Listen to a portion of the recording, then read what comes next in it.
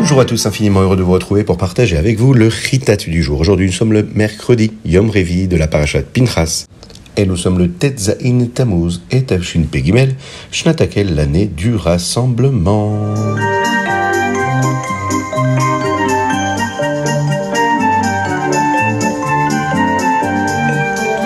Et nous allons démarrer par le Chumash. Aujourd'hui, dans le Chumash, nous allons terminer l'histoire des filles de Tzelophrad. Hachem dit à Moshe Rabbeinu qu'un moment, il va devoir quitter ce monde-là. Et Moshe s'assure qu'il y aura un bon leader, une personne qui pourra diriger le peuple juif pour la prochaine génération qui arrive. Comme nous l'avons appris hier, les filles de Tzelophrad voulaient elles aussi recevoir une partie des Eretz Israël. Moshe Rabbeinu a donc demandé à Akadosh Baruch Hu quoi faire. Le Chumash aujourd'hui nous dit qu'Hachem va dire à Moshe que les filles de Tzelophrad avaient raison. Chaque famille reçoit une part d'Eretz Israël. Habituellement, si le père est décédé, cela revient à ses fils. C'est un héritage. Mais s'il n'y a pas de fils, ça devrait aller aux filles. Et si Chas v'Shalom, il n'y a pas non plus de filles, cela devrait aller à ses frères ou à son parent le plus proche. Ainsi, les filles de Tzelophrad vont recevoir une part d'Eretz Israël et elle restera avec sa famille pour toujours. La Torah nous donne par la même occasion la mitzvah de l'héritage, comment transmettre un héritage dans une famille après le décès de quelqu'un.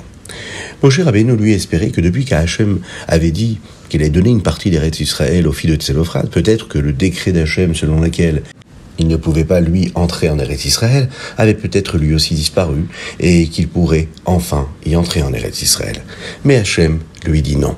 Bientôt, il va devoir monter sur le Har Nevo et là-bas il pourra voir Eretz Israël, mais il n'ira pas là-bas. Il va mourir là-bas sur le Har Nevo comme l'avait fait Aaron. Moshe Rabbeinu a vu la façon avec laquelle Aaron est décédé, il espérait qu'il mourrait de la même manière. Hachem lui dit que maintenant il pourrait le faire. Quand Moshe a appris qu'il allait bientôt mourir, il s'est inquiété d'une chose, qui allait s'occuper du peuple juif. Il fallait trouver un chef qui prendra soin de chaque personne, qui pourra sortir avec eux quand ils se battent, quand ils sont en guerre contre d'autres pays. Un chef qui ait assez de mérite pour pouvoir assurer la sécurité du peuple juif. Hachem va dire à Moshe que son fils ne deviendrait pas le prochain chef, mais son élève qui était Yehoshua bin Nun. Hachem dit à Moshe de mettre sa main sur Yehoshua et de donner à Yehoshua certaines de ses forces spéciales qu'il avait, et Moshe devait montrer au Béné Israël qu'il respectait Yehoshua, afin que eux aussi l'écoutent lorsqu'il deviendra leur chef. Pourtant, quelqu'un de la famille de Moshe sera très important. Yehoshua devra demander à Elazar, à Cohen, le Cohen Gadol, le neveu de Moshe, avant d'aller faire la guerre. Moshe a fait encore plus que ce qu'Hachem lui a demandé. Il a mis pas seulement une main, mais les deux mains. De cette façon-là, il lui a donné beaucoup plus de kochot, beaucoup plus de vitalité, de force, et par cela a réussi à faire briller son visage et qu'il puisse diriger le peuple juif de la meilleure des façons.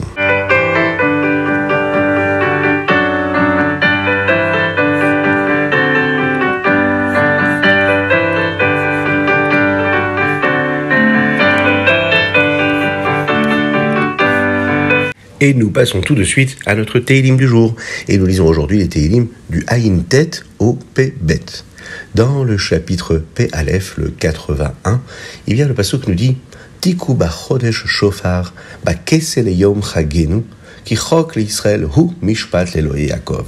Ces versets parlent de la nécessité de sonner le shofar.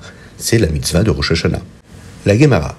Le Talmud nous dit que ce verset parle aussi de la parnassa que chaque juif aura pour l'année à venir. On se pose la question dans la Gemara. Est-ce qu'un juif est jugé le jour de Rosh Hashanah? Est-ce qu'il est jugé chaque jour? Ou bien est-ce qu'il est jugé même chaque heure? Il y a un Mahamar du Admor Hazaken, un discours chassidique du Admor Hazaken sur la parashat Korach. Et aussi dans un Kuntras, c'est-à-dire dans un recueil de discours du Rabbi Rachab, Rabbi Shalom Doper, qui est appelé le Kuntras Humayan. Il est question de la compréhension que nous devons avoir sur cette question-là, de cette parnassa qui est jugée ou pas le jour de Rosh Hashanah ou chaque jour. Et là-bas, il explique comment un homme ne doit pas se laisser avoir par les ruses du Yetzer Hara. On y explique que ce n'est pas vraiment un argument, d'écouter le Yetzer Hara. Les différentes opinions de la Gemara sur le moment où nous sommes jugés parlent de choses différentes. L'opinion qui nous dit que nous sommes jugés Rosh Hashanah et Yom Kippour parle de la spiritualité. C'est-à-dire que on décide spirituellement ce qu'un homme va recevoir pendant son année. Il y a une autre opinion qui pense qu'on est jugé chaque jour ou même chaque heure. Eh bien là, nous parlons de la Geshmiut, de la matérialité, sur la base de la façon dont nous agissons chaque jour et chaque instant. Il est décidé, si cette force spirituelle que nous devons recevoir à travers cette parnassa matérielle va arriver, et est-ce qu'on recevra véritablement cette parnassa, cet argent-là, ou bien est-ce que cela va rester seulement spirituellement pour le Gan Eden? Le Yetzer Hara, lui, essaye de nous faire croire que puisque de toute façon Hachem a déjà décidé à Rosh Hashanah et à Yom Kippour ce qui va se passer, eh bien, peu importe si on prie bien, si nous allons prier en minyan, ou bien si nous allons à un cours de Torah, ou bien si est-ce que nous faisons des mitzvot ou pas, le Yetzer Hara veut que nous pensions que ce que nous faisons chaque jour ne fait aucune différence, n'a pas d'impact, puisque ce qui a déjà été décidé a déjà été décidé. Mais, sur la base de ce que nous venons de développer maintenant, on peut comprendre que ce n'est pas vrai. Même si dans le ciel on a décidé qu'une personne devra recevoir beaucoup à Rosh Hashanah, il est question de spirituel. Et matériellement, physiquement, si un homme ne fait pas l'effort qu'il faut tous les jours pour recevoir la bracha d'Hachem, eh bien il ne peut pas recevoir cette bénédiction, malheureusement, matériellement, physiquement. Mais ce qui est génial, c'est que l'inverse est également vrai. Même si quelqu'un n'est pas censé obtenir beaucoup de spiritualité le jour de Rosh Hashanah, parce que ça en a été décidé ainsi, eh bien avec la bracha d'Hachem aujourd'hui, avec la bénédiction d'Hachem, ce qu'on est capable de recevoir spirituellement peut se transformer en quelque chose de très grand matériellement et recevoir tout ce dont nous avons besoin. Donc, on comprend que chaque jour de notre vie et chaque heure, à chaque instant, on peut faire changer, pencher la balance du bon côté et recevoir toute la bénédiction d'Hachem, si Dieu veut.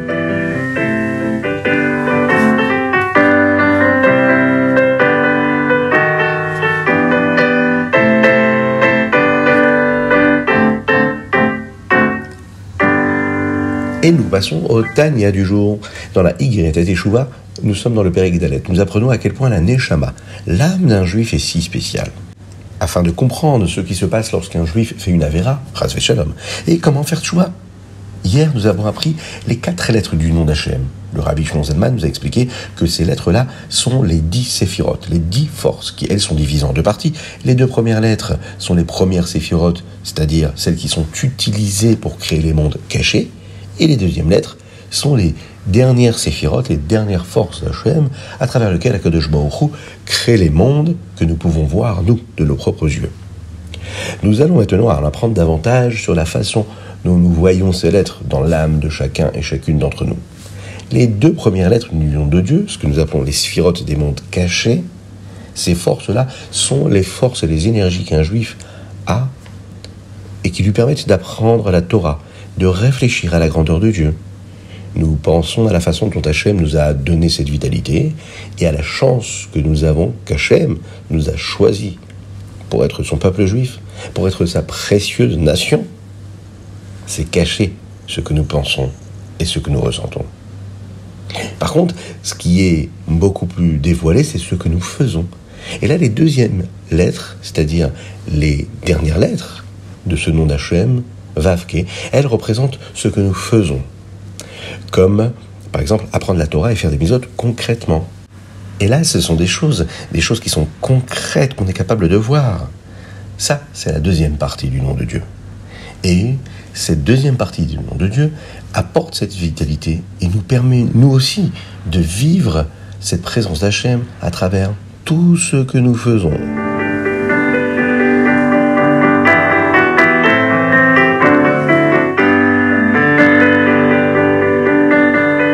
Et nous passons au Hayom Yom. Aujourd'hui, nous sommes le Tet Zayin Tammuz. Nous pouvons en apprendre davantage sur la Ahavat Israël du Baal Shem Tov. Sa Ahavat Israël était encore plus grande que tout ce que nous pouvons imaginer. Le Maggid de Mezrich dit comme ça: si seulement nous pouvions embrasser un Sefer Torah avec autant d'amour que le Baal Shem Tov avait quand il embrassait les enfants qui l'amenaient au Cheder, quand il était lui-même enseignant.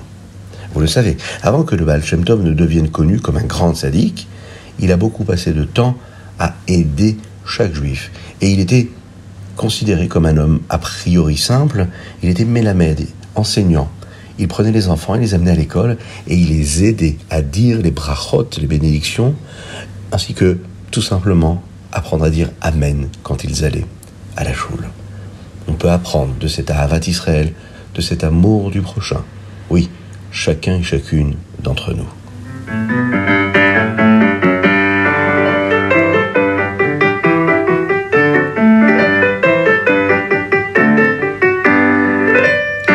Et nous passons à l'étude du Rambam du jour. Aujourd'hui, nous sommes toujours dans les Ilchot Ichud. Dans le Rambam, aujourd'hui, nous apprenons de nombreux halachot sur ce qu'un mari doit faire et doit vivre avec son épouse. Par exemple, il doit payer un médecin si chas v'shalom elle tombe malade. Et si elle est mise en prison, eh bien, il doit payer de l'argent pour la sortir de prison. Il devra lui parler gentiment et jamais ne se fâcher avec elle. Nous apprenons également ce qu'une femme doit faire pour son mari. Le Rambam dit qu'elle devrait avoir beaucoup de kavod pour son mari, beaucoup d'honneur, beaucoup de respect, et faire de son mieux pour faire ce qui lui plaît. C'est ce que nous appelons l'harmonie et qui apporte le shalom, la paix et la joie dans le foyer.